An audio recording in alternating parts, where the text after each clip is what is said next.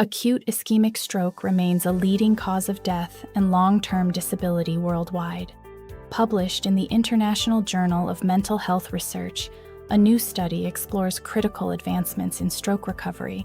Lead author Yanhui Kai and the research team at Sijing Hospital investigate the neuroprotective potential of Myozyme. While restoring blood flow is vital, the subsequent reperfusion can provoke excessive oxidative stress and secondary brain injury.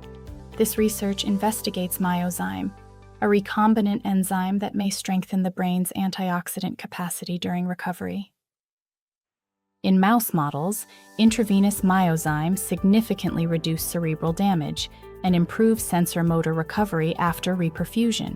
The findings show that Myozyme-treated astrocytes provide vital metabolic and antioxidant support to neighboring neurons, significantly improving their viability. These findings identify Myozyme as a promising therapeutic candidate for stroke recovery. Follow SciVision publishers for more research updates. Visit our website to read the full manuscript.